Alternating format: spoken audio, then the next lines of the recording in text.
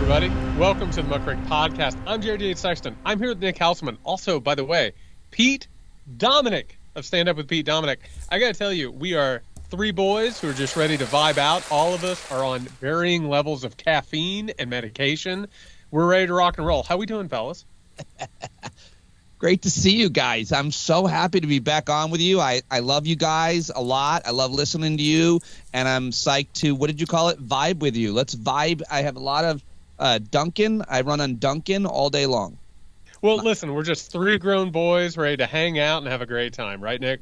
That's how I do it.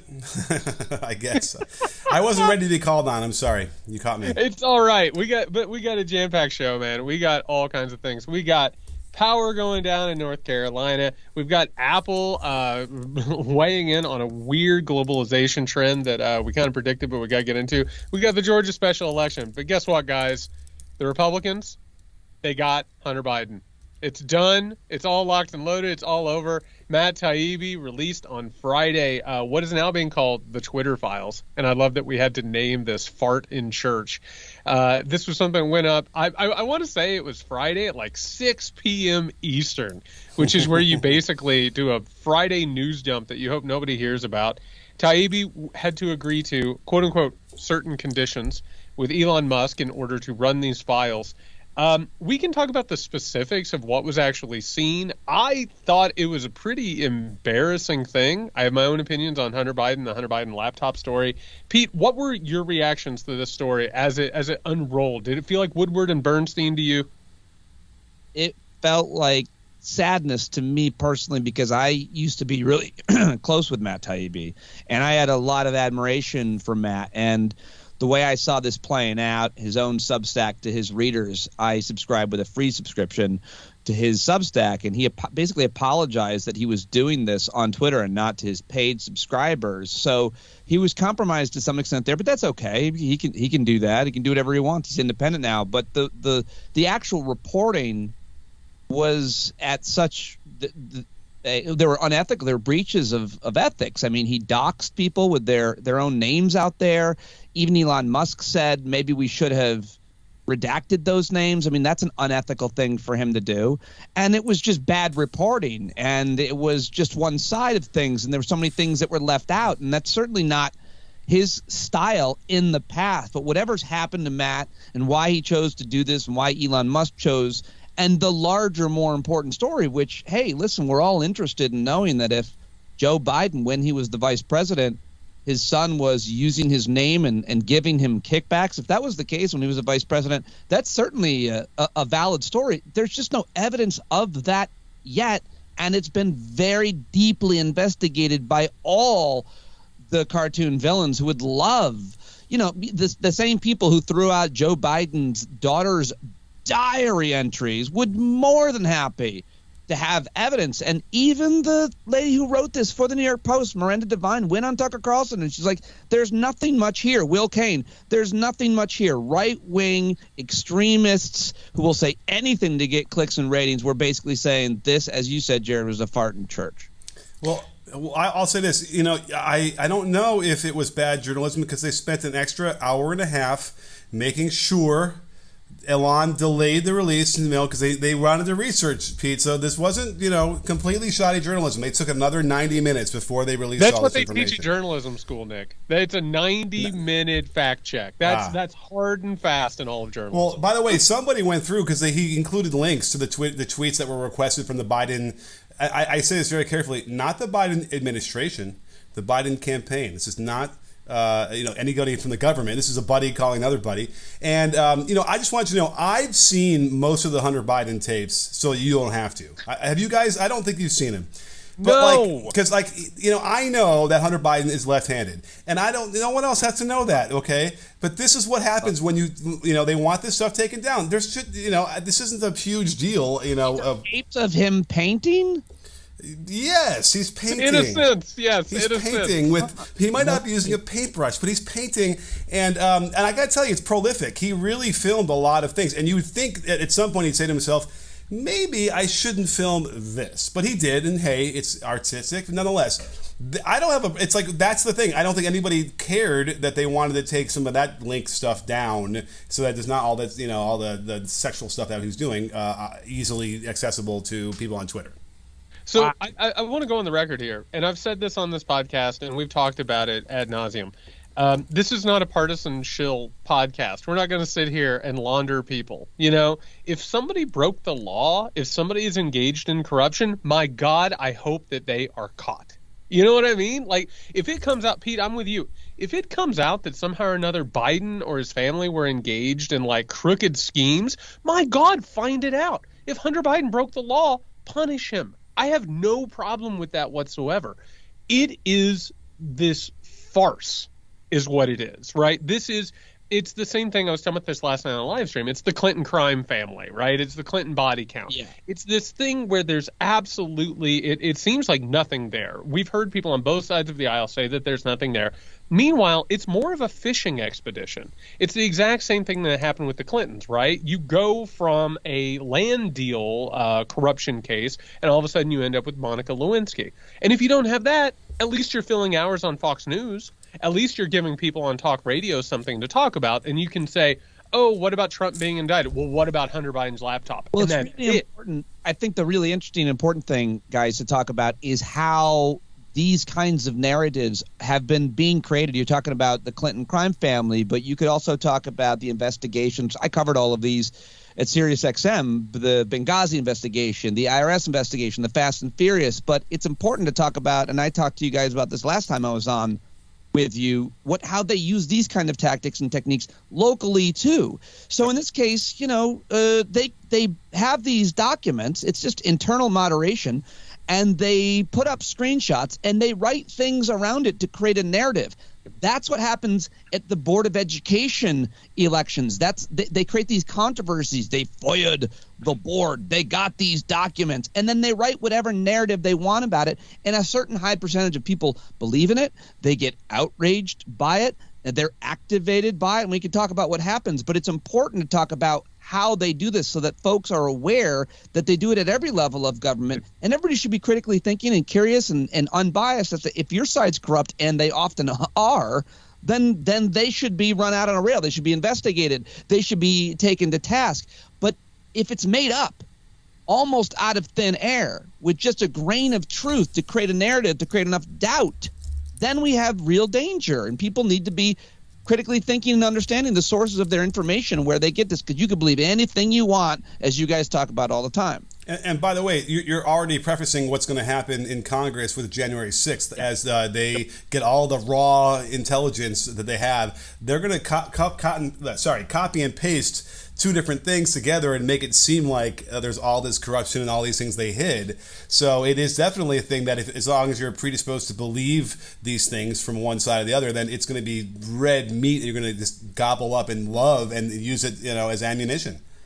Well, and I want to say Republican rhetoric, and this is from a linguistic standpoint, like it literally, if you study it, and I have, and I know people who have, It is so base level reptilian. Yeah. It is, and by that I mean it is deep in terms of how they react to it, but it's so shallow, right? There's not a lot to it. There's not a lot of complicated patterns. There's not a lot. It's simply saying Hunter Biden is a criminal, and as a result, that makes anything legitimate around it, whether or not it's locking people up or opposing agendas or any of that. I also want to talk about very quickly a couple of things that have not been examined within this, because this story. Even Sebastian Gorka was like, this is deeply disappointing, and like it's this awful situation, but it also revealed a couple of things. Everyone right now on one hand is saying Elon Musk, it seems like he's flirting with the right. He's gone. He's on the right. This is deeply, deeply Republican right-wing online behavior. This Hunter Biden thing is basically the shibboleth that people are able to shake hands and they're like, hey, we read the same sites and we visit the same sites. The second thing I want to talk about, and Pete, I want to hear your perspective on this. The Matt Taibbi thing is really interesting. Matt Taibbi has made his entire career off of seemingly being an independent, contrarian reporter. Right? He is the one who will question sort of conventional narratives. He'll go ahead and he'll call out liberals and Democrats or whatever. He made his current career on opposing a story, which I think we should talk about for a second. It's important. This idea of Russian collusion around the Trump campaign in 2016. And we like to go deeper on this podcast, deeper than other people do. And so do you, Pete. If you get in the weeds of this, the problem is that post 2016, a lot of liberals wanted to blame the loss completely on the Russian collusion story, right? They would say, oh, it was just Russia that took it. Meanwhile, there was one campaign mistake after another in the Clinton campaign. Also, the material conditions were leaning towards Trump. There's a whole host of things that happened there. It was the most hated candidates ever to run. Absolutely. And Taibbi and someone like a Glenn Greenwald were able to say, hey, we'll stand up and say that this was all a hoax. Meanwhile, it's not a hoax whatsoever. The Trump campaign on the record was trying to collude with Russia and actively colluded with Russia, whatever role that played. I have my thoughts on what has happened with Taibbi and what has also happened with the Greenwald and what's happening within this media environment. Pete, what is your take on both Elon Musk and where he is right now as the richest man and one of the most powerful men, but also what has happened with Taibbi and Greenwald? Well, I talked to Jeff Charlotte, who's got a great new book out, and really, I think a very well respected reporter. He writes for Vanity Fair now. I mean, he was just openly calling Elon Musk a fascist, working with fascists, conducting fascism, and I hear a lot of people loosely throwing that around now, and I generally agree with it. I don't know if it's a word that convinces everybody. I think it needs to be unpacked. I think when we use these words that were used to describe Italians and Germans in the 30s and 40s, when it was a lot of different circumstances, sometimes people say, well, that's not exactly what it – okay, well, I don't know what you want to call it, Christian nationalism, fascism, white supremacy. You've written all about this. I've learned so much from you and listening to you guys talk about it here. But I think that Elon Musk and Donald Trump and Kanye West – and to some extent Nick Fuentes over the last few weeks, they've all kind of done something similar. They've really controlled our attention with their behavior, with their antics. And it's important when it's Donald Trump and Elon Musk because they both have a tremendous amount of power. Trump is president and former president and cult leader, and Elon Musk is richest man in the world and now owner of our precious Twitter. And so I think that it's really important to talk about what they're doing and how they're controlling the narrative and how much attention we should or should not be paying to it. But Twitter is such a valuable tool for so many reasons, and now it being owned by Elon Musk and almost uses his own media outlet, and we've already touched on his beliefs, but they are right-wing, they are patriarchal, they are racist, they are all kinds of problematic, and he's now the editor-in-chief of Twitter and using it as his own news source and failing miserably with his first attempt at teasing and then releasing a story. But it's unfortunately really important to see day to day how this plays out and needs to be kind of covered day to day to some extent to know what Twitter is now and becoming. That's my feeling on Elon Musk, but I want to know your guys. Well, Pete, remind me, forgive me if I can't remember, were you on Air America? I mean, I guested on it, but I never hosted a show. How is it doing now? Well, all of its alumni are doing pretty good. Al Franken, Sam Cedar, Rachel Maddow. Yeah. Well, my point is that I think that the main reason why a lot of times people do these kind of shifts is because it's money, right? There's so much more money to be made, it seems, in the right wing sphere of talking and publishing. America could have worked. There was a lot of mismanagement at that place. I'll say that. We can talk about money in liberal media, but are you saying that Elon Musk cares about money? Well, I think here's what I'm getting worried about is that this is starting to feel like it's transcending money now, and it isn't necessarily only about that, where it was pretty being in control of the conversation, having the entire world looking at him. That's what Trump did every day. That's what Elon Musk is doing. That's what Kanye did the other day. That's what Alex Jones. That's what any entertainer wants to do. But that's what he's doing. But Kanye, I think, believes the anti-Semitism that he's doing. I don't think he's trying to build a new brand and try and get more people to buy whatever his stuff is. And that's what makes me a little bit concerned, is because I think that there is some belief going on in here that transcends just the money grab that a lot of people would normally do. Well, and I want to go ahead and put this out there. Everyone was talking about Elon Musk having to pay $44 billion for Twitter. I thought it was a steal. This was never about turning it into a profit center. This is about literally controlling one of the narrative-making weapons, probably one of the greatest ones that has ever existed. Well, it's like owning all of Fox News, Murdoch Empire, plus the NBC News, CNN, CBS, AP. It's like owning all of the major corporates and then all the independents. You own everything if you own Twitter. I would go so far as to say that you don't even own all of those things. You own the interior space and imaginations of everybody. I mean, like, that's literally what Twitter does. It creates the narratives that all the other networks sort of feed from. And also, I want to say this. Kanye absolutely believes what he says. He is a narcissist who believes he has a messiah complex. And meanwhile, there's a whole group of people who are making incredible money off of him. Elon Musk has reached the point, and I don't think people get this, as the wealthiest man in the world, and also as the chief priest of long-termism, believing that he is the person who is responsible for the future of the human race. He has literally reached that transcendent level where he has to go ahead and get rid of any impediments to him gaining more power and more wealth. And Twitter is one of the ways to do that. I mean, yes, but I would love to know what you guys both think about what he thinks about, what other people think about free speech. What is free speech? Because that thread has been lost, and people think you can say whatever you want, wherever you want. And it turns out that if you're about to get on a plane and you go nuts at the gate and start screaming that you're a Nazi, all of the other passengers, or actually, turns out that if you are at a gate with an airplane and you even act a little weird, like you're just shaking a little bit, or you're sweating, or your bag is misshapen, all the rest of the passengers, all the rest of us are be like, I don't like that guy. So the guy goes crazy at an airport last week talking about Hitler and talking about not just some random guy. And then the police take him away, or this happens on planes all the time. And, the pilot, the passengers and the pilot duct tape him to the seat. I had this happen on a plane one time that I was on years ago, and I was the hero, and I got very little respect or credit for it, and I'm still a little jaded by it. But no news media for me when I say the plane. But the point is, you can't say anything you want wherever you want. And if you do, there might be consequences. Like, you're not going to make this flight. That's one scenario I'm saying. But I'd love to hear from you guys about Elon Musk and free speech and just everybody thinking they can go anywhere, to any school board meeting, to any school, anywhere they want, your mother's funeral, and say whatever the hell they want.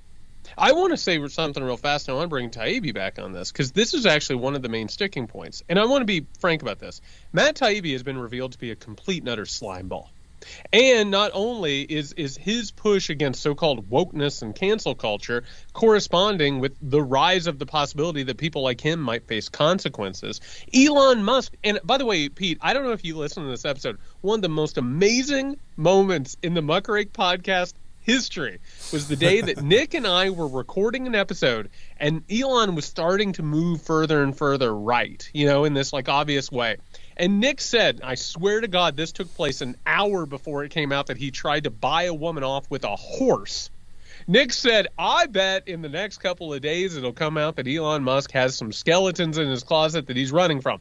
We finished recording. I went out and had a beer, and we had to record a follow-up that basically was like, I'm sorry, Nick is Nostradamus. And the whole point of it is, these are terrified men who want to scream about free speech, but that's not what they're actually talking about. The free speech thing sounds great. You know what I mean? It's a great pitch. It's a great piece of rhetoric. They want to control the narrative in order to protect themselves and their power and their influence. And I think that's the ideology that they hide behind. Nick, what do you think? Well, I think it's interesting because there's a fundamental misunderstanding of what canceling is, or what suppression of free speech is. Yeah. I think that to the right, the criticism is in their minds silencing. Even though I'm hearing you loud and clear, I'm hearing you complain about it loud and clear. You're not silenced, you're not, canceled.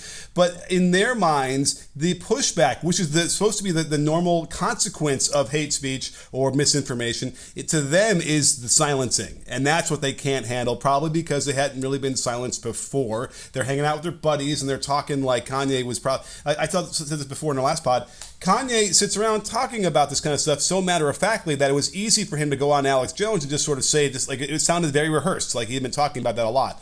So that's the difference there, is that no one is canceled. They're just being criticized like they should be, and to them it's like an affront to their whole being.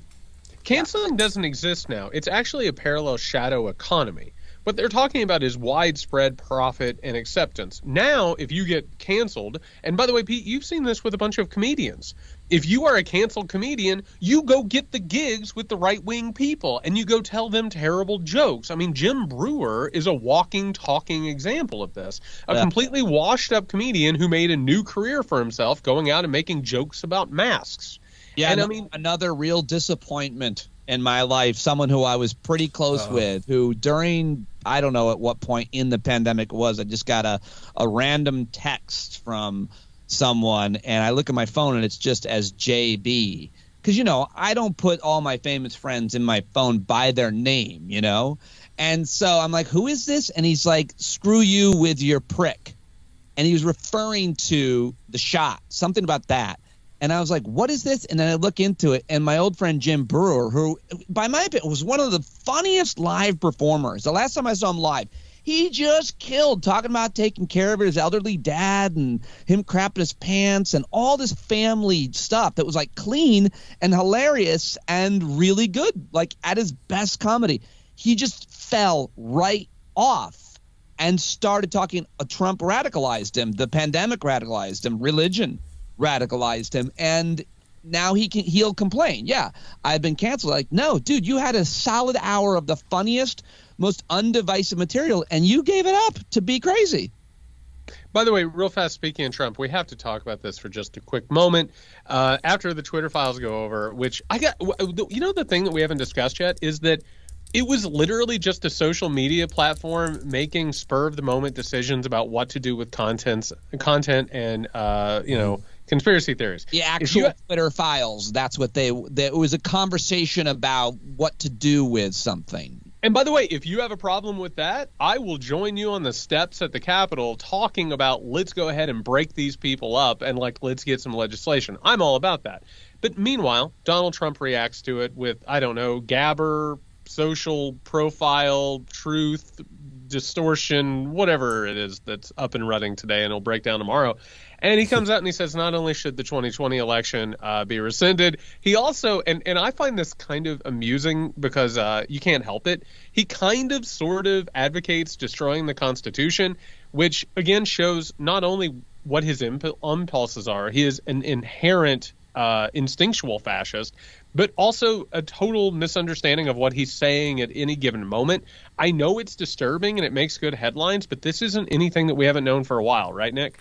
Oh, absolutely. And it's funny because I'll play games with my 7 or his 8-year-old nephew now, and you score on him and he wants a do-over. He refuses to acknowledge that he's losing, and it really is startling when you have to deal with that because it sounds exactly like what Trump is trying to do. And by the way, I got to tell you, I don't like to lose. I beat this kid every time we play these games. I'm sorry. I will dominate a child in a game. And he's going to learn how to graciously lose, and that's what no one ever did with Trump, I suppose. But I was going to ask you about that because do you get did the Twitter files give you the impression that yes, they were effing around with the algorithm and they were suppressing certain either the left or the right? Because that's a big argument that the right has. So they're being suppressed somehow in the algorithm. They don't even understand what that word is. But you know what I mean? I got the sense that there might have been this notion that they could decompress or whatever that word is I'm looking for.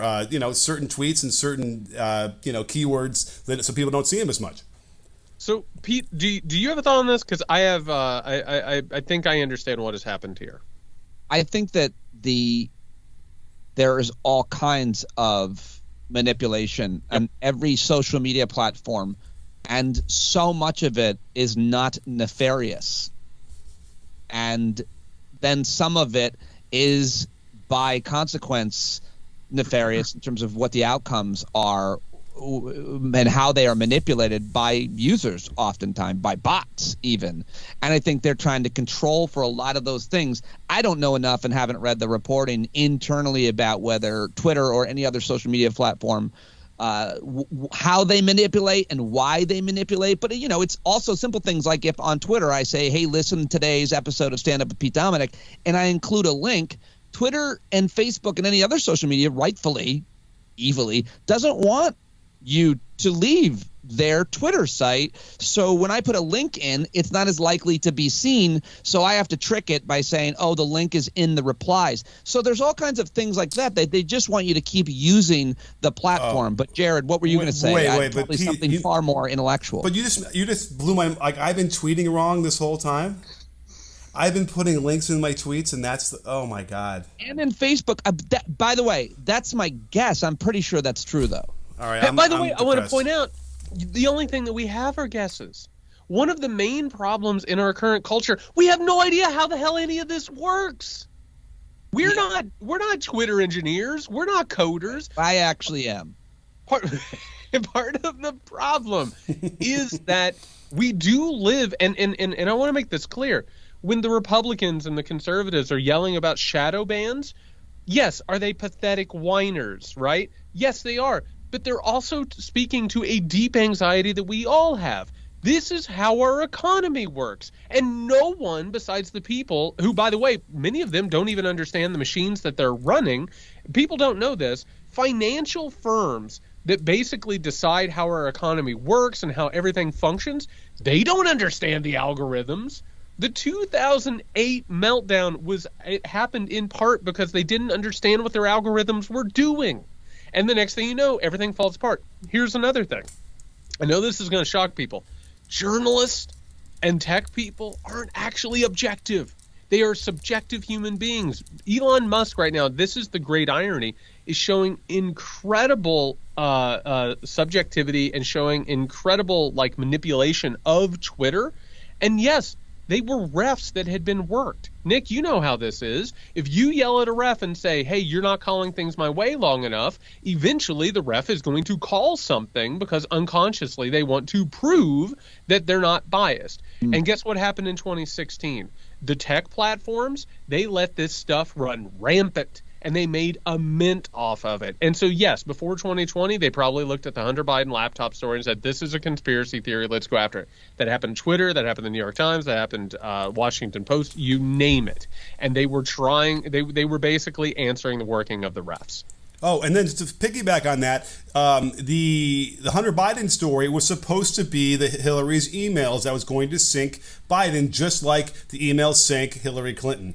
And that's what the right is really having a hard time about, because it was a perfect plan. And it would make sense, having seen 2016, that of course we're going to really use this. And then to kind of wrap your head around the fact that maybe Facebook and maybe Twitter suppressed some of this from bubbling up completely like it would normally do is an affront, which is making it seem like the whole election was now scandalous. And that's what Trump is basically saying. He's like, you didn't let me use the Biden dirt like we use it on Hillary, so that's why I lost, which is probably true, right? And the reason why they didn't want to amplify the Hunter Biden stuff was because we found out how much bullshit the email shit was in the first place anyway, and they were reluctant to amplify that again. I don't think I'm speaking out of turn. I think that's exactly what they did.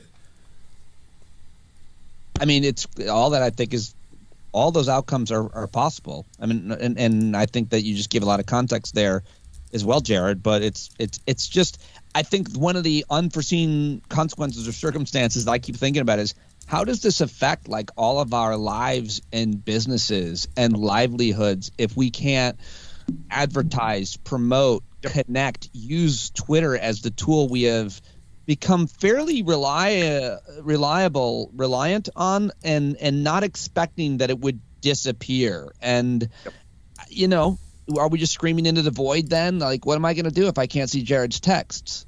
Well, what am I going to do when the Midnight Kingdom: A History of Power, Paranoia, and the Coming Crisis comes out in January and there's no Twitter there? Real. I'm going to set up a thing where I'm going to have you text me what you would have tweeted. I'll pay you a few cents per text. It'll add up. I love it. I love how this is going. By the way, that's Elon Musk's whole plan, in case it wasn't clear. I don't think I brought this on the show yet. He is increasing engagement, and he keeps tweeting about it. Oh, my God, we've never had as much and more signups, whatever, because he's going to make the whole thing pay. And Probably. the conversion rate on that is usually like 2% or less. So he needs to get a huge pool so the 2% that stay are paying the $8 a month, whatever. That, if they have millions and millions, that actually might pay some bills if they can do that. But man, what a horrible, scape that would be. So speaking of horrible things, boys, people are going to be listening to this on December 6th, which brings us to the Georgia special runoff election. I don't know how y'all are feeling about this. We need to discuss it. First things first, I anticipate, and I have to assume that both of you do, that Raphael Warnock is going to win this. There are multiple reasons for that. Personally, I, as a longtime resident of Georgia, somebody who's paid a lot of attention to this race and also cares about, basic human decency and intelligence in politics, I cannot wait until this thing gets covered up like a turd in kitty litter and we can move on from it and hopefully learn from it. Pete, how are you feeling about this thing? Well, I mean, I think it's important to just recognize that once Herschel Walker hopefully goes away, and boy, did he not know what he had signed up for. I mean, if someone had told him, listen, you're going to run, and then you have to run again right after that, and you're going to lose, and all of the terrible, terrible things you did to women and your own family, it's going to destroy everything that's good in your life right now. There's a guy named Roger Sullenberger out there, friend of the pod, who is going to hurt. I've joked on Twitter how that reporter Roger Sullenberger, the Daily Beast, who has broken so many of these stories from Herschel Walker's exes and kids and so on, that like Herschel Walker hears that name Sullenberger and it just will haunt him for the rest of his life. But I mean, like, we're going to see other of these types of candidates. I think it's important, and I'm sure you guys have talked about this and have plenty to say about it, that Herschel Walker is the white supremacist Christian nationalist candidate. And the prime minister in Italy, Meloni, I think her name is, she is the candidate also of patriarchy. Like, just because a black person is the first person or a woman is the first person to break this glass ceiling in this office doesn't mean it's good for, in this case, black folks or women. It's actually, he's just being used. He's just being used by white folks because, well, for all the reasons we know. And the same to be with this woman in Italy. And I think it's just important. They're going to keep trying to do this. But in this case, Raphael Warnock, aside from him and his strengths and minor weaknesses, in my opinion, people are voting against Herschel Walker. Like, that's why. And there are huge lines, which is emblematic of the problematic new laws that they passed. People try to say it's not, suppressing the vote. It's hugely problematic. We've seen the lines, the whole situation that Stacey Abrams and others have been fighting for. Those are my thoughts on it. And the next one, who is it going to be? It's going to be some other potentially black or female right-wing celebrity that they're going to put out there. We're going to have to hear them not know how to speak and communicate clearly and have to hear all the terrible ideas or lack of ideas that they have, and they'll have to have Ted Cruz and Lindsey Graham sitting to either side of them to speak for them. It's going to be somebody else, is all I'm saying. Dr. Oz is done. Herschel Walker's hopefully done. Who's next? Sorbo? Kevin Sorbo? Well, it's Elon Musk is next, right? This is all what this is building towards, as far as I could tell. He is trying to do, Trump was able to make his name on TV with The Apprentice, and then that really catapulted him into the political sphere. You have to get famous first. Ricky Schroeder? It's Rick. Oh, Chachi? By the way, Jared, I wanted to ask you, I came across a really good thread from yesterday from a guy talking about how hard it is to vote in Georgia. And he walking us through, and like there's rooms they bring you to, and you got to wait there first. Then they have to show your ID, and then they check something else, and then 20 minutes later, then they bring you somewhere else, get a piece of paper. Is it really like in LA? You walk in, they give you say your name, they check it off, they give you the thing, you vote. Is that really not that way when you were in Georgia? Nick, I'm gonna give you a quick little answer on that, and that is it depends on where you are. And this is the problem with Georgia. Georgia and Georgia has this incredible affluent. I read this. Is this right? In certain affluent suburbs of Atlanta, they carry you in a chariot to the polling place, And those people are actual former felons who they don't allow to vote. Well, it's a carriage, Nick, but or Pete. It's an 1867 carriage, so they don't feel bad about it. Oh God. No, it's this situation where it is this state. It has this genteel veneer. And it really wants to pretend it's more progressive than it is. And meanwhile, as they're doing that, and Brian Kemp is like the avatar of this, they are just absolutely running things behind the scene. And I have to tell you, so I had a conversation a couple days ago with a how do I put this?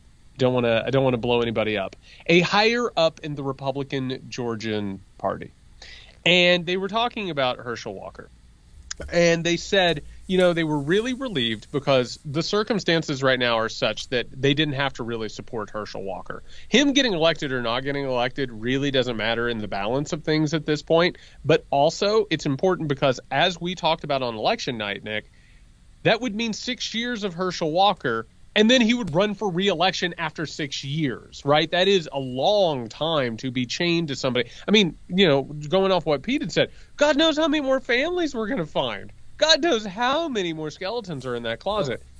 And this person said to me, I want to get this quote right because I've been laughing about this for days. He said about Herschel Walker, the relief of it was, quote, it's like a heart attack. You just have to wait for it to go away. Which is very funny. This election is about the people. This election is about the people. This is a situation where the Georgia Republican Party understands that they not only got this wrong, Donald Trump used their system against them. It gave them an unwinnable, absolutely unacceptable candidate. They're ready to move on beyond it. Even Trump knows. Trump is doing an appearance at a rally by telephone. He's in Florida. He's in Florida. That's just over there. And like, this is an understandable thing, but it is important to point out, and this goes back to what you were saying, Pete, this is a low point in American democracy. It really, truly is. I mean, like, it really is that this person could have got to this point and could have actually had a chance at winning this thing. But I think at long last, and Nick, I'd love to hear what you have to say. I think it's done for Herschel. I think Raphael is going to win this thing. How do you feel about it? You want me? Okay. I mean, listen, we kept saying before this, with all these candidates, that it didn't matter to the Republican Party. They want a rubber stamp. Oh, remember the robot thing? Pete hasn't heard my robot thing, but, Pete, Nick really wants to replace all of our politicians with robots. It's been problematic. Right, because all we want to do is rubber stamp exactly what we want them to vote for, so why do they have to be a human at this point? Well, I think they should be replaced by the product or service that they take the most money lobbying from. So in West Virginia, you just have a bag of coal. In Arizona, maybe like a magazine of bullets. Maybe that'd be better for Texas. Maybe it's just like a roller of Amway boxes that come in. But they just can't fall over on the button. How do you make them vote? You need to have you got to. It's a visual here, right? You got to have something that picks the stamp up or whatever, and then stamps it, whatever. That's what I'm thinking. But either way. But the point being that, they don't give a shit about whether these people are good people or whether they live a pious life, right? They don't care. And, maybe they do. Maybe this is what this is saying, right? Even though, how many million are going to end up voting for Herschel Walker? I forgot the numbers here. We're talking, it's tens of millions, right? It's a lot of people. Too many people. And that's it's like frustrating, but maybe not as frustrating as it should be because he's losing or he's not going to win and Oz didn't win. Somehow we stood up to this a little bit. Maybe 2022 was the stand that we made and so maybe Pete, what do you think? Was this election our last stand against authoritarianism? I'm optimistic. I think that this election outcome, this is my big takeaway from it, is a predictor of what we're seeing more. We're going to see more to come, which is they've gone too far.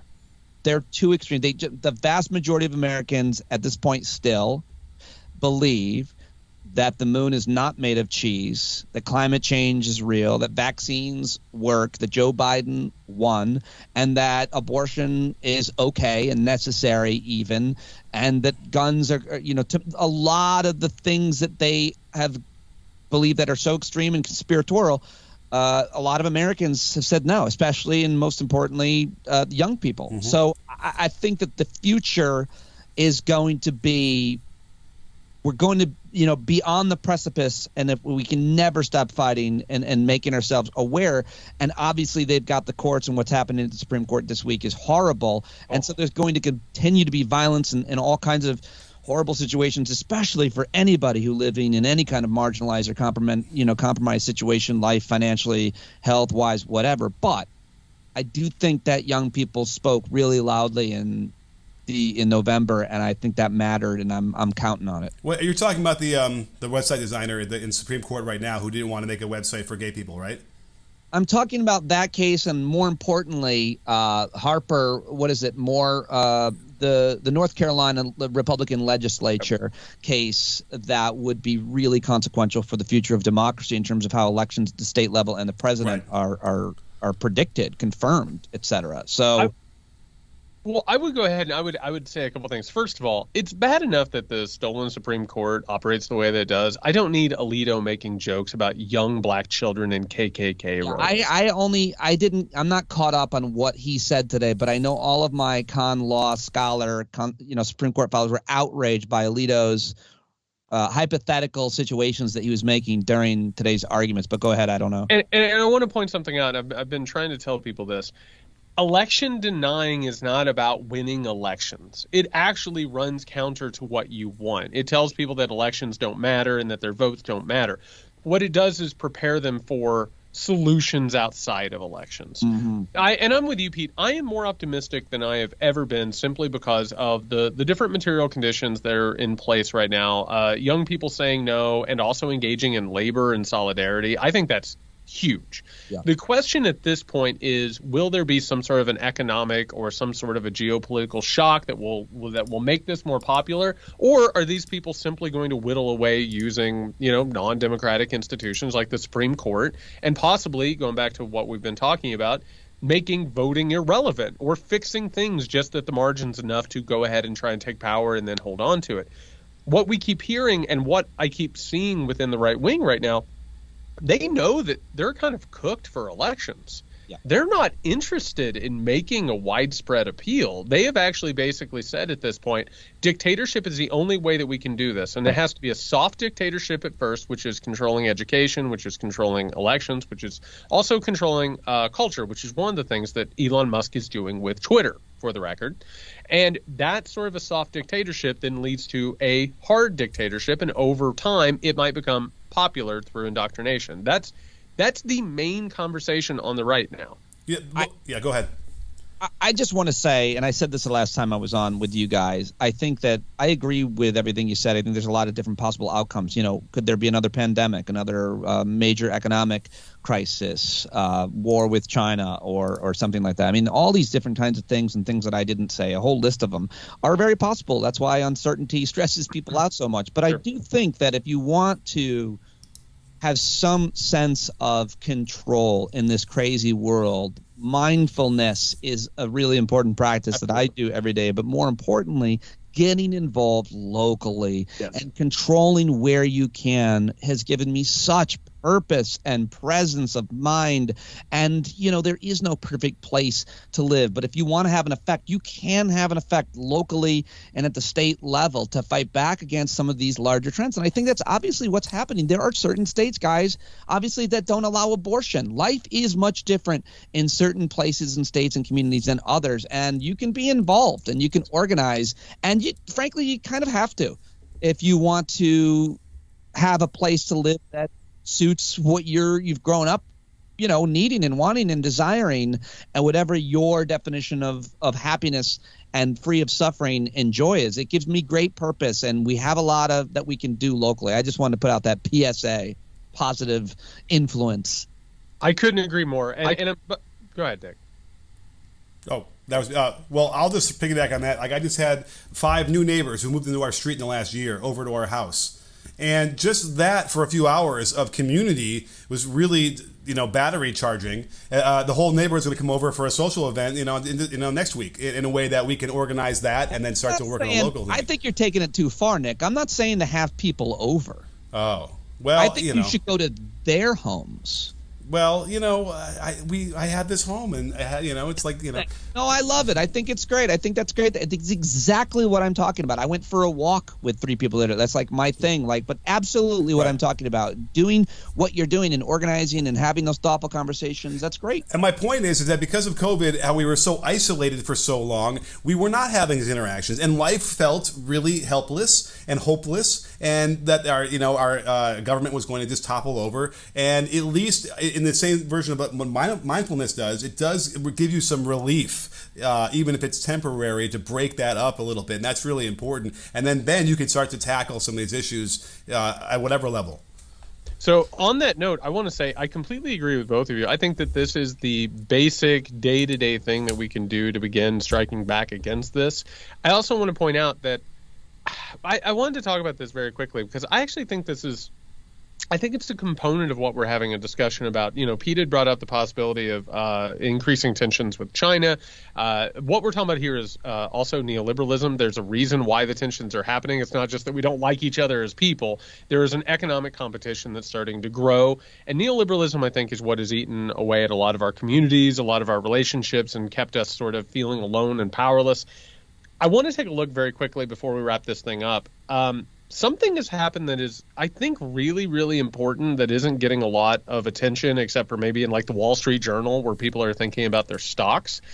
Apple, which is one of the main links from the United States to China economically. And for people who aren't aware of this, this has been a company that has relied on China to globalize the production line.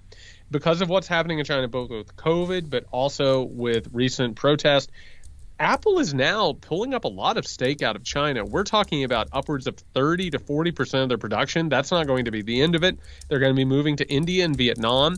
One of the things that we're seeing here is that globalization, neoliberal globalization, as we've talked about, Nick, as we've predicted on this show, is starting to roll back a little bit as America is being sort of challenged by China economically. What do you think this looks like going forward? Like, how is this going to end up sort of affecting us? What do you think, Pete? Well, I'm not sure if China is going to be challenging us as economically as much as they had to been and had been predicted to because of their own demographic issue now, as well as the concerns that you're seeing there with unrest there and with Xi's leadership, and you're seeing Apple move factories in to India that built like a huge part of that economy. I mean, I was reading today at The Economist that the world's biggest technology company, the Apple, extraordinarily successful past 2 decades, revenue up 70-fold, share price up 600-fold, a market value of $2.4 trillion, partly the result of a big bet on China. Yep. Apple banked on China-based factories, which now churn out more than 90% of their products, which I didn't know, and is crazy. Yep. They wooed Chinese consumers as well, so they're selling them to them.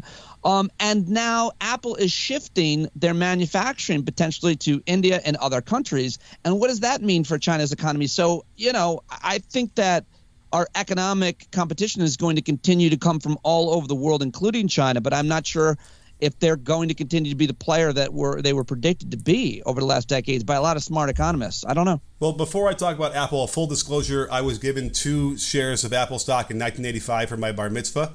And it's Mazel tov. Thank you. Really, so Jewish. Yes, but you realize what that means because it's split a number of times. Nonetheless, here's what I don't think anyone's talking about enough is that these workers who decided to stand up for better conditions under the threat of death, basically, in China, have now, the victory they got was losing their jobs as Apple leaves. So this is a weird thing here where I don't know if we're supposed to be happy with this.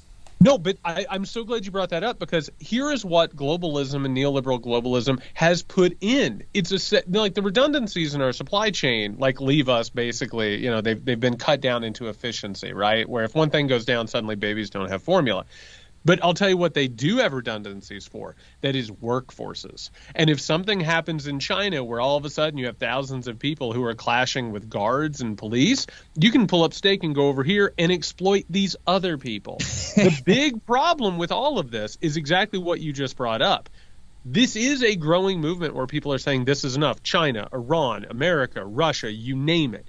But this system is just relentlessly exploitative. And that's what it does, is it pits not just countries against one another, it pits the people of the countries against one another. So we're sitting here talking about Foxconn, which goes back, Nick, or Pete, what you were saying about the number of Apple products that are being created there so that you and me and Nick can all have it for cheap, right? That's why it happens. Now, it just so happens that because the people stood up for themselves, they're going to pick up shop, go over here, which is what they did to Americans, which is what they do to populations all around the world.